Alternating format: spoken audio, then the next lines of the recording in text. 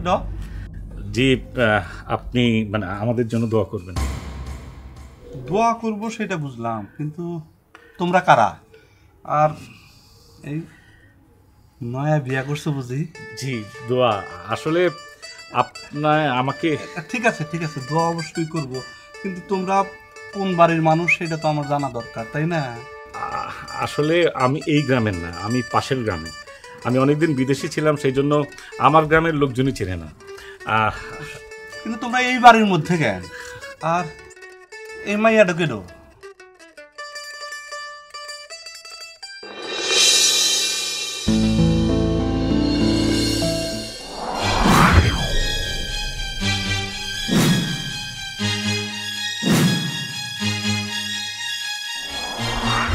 আব্বা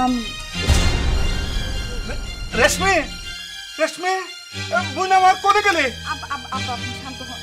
রেশমি, কেন আব্বা? একটু শান্ত হন। আসলে ঘটনা হচ্ছে যে আমরা একটা অন্যায় করে ফেলেছি, যে আপনাকে না জানিয়ে বিয়ে করেছি, সেই জন্য আমরা এসেছি। কিন্তু আপনি এরকম করবেন না, আপনি তো অসুস্থ হয়ে যাবেন। আর আসলে আব্বা আমি কিন্তু পাত্র হিসেবে খুব একটা খারাপ না। রেশমি, রেশমি, আব্বা প্লিজ একটু কি হয়েছে ভাইজান?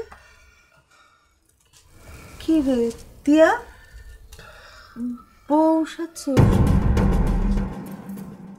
তুই কি বিয়া করে ফেলেছস? কারে বিয়া করছস? কারে বিয়া করছে দেখাস না? জি সালাম আলাইকুম। বললে বউ এটা কারে বিয়া করছে? এটা তো একটা বই না জামাই, তুই এটা কি করছস? এই তোর সাহস কত বড়? তুই আমার এই গাদা বাচ্চা মাস্টারি বিয়া করছস? সাহস কত বড় তোর?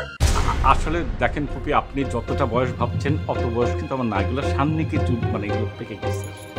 দেখি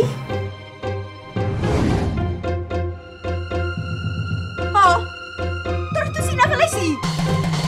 তুই তো সেই ওই যে ভাইজান 18-20 বছর আগে এই বুইরাই তো আমারে দেখতে আইছিল না?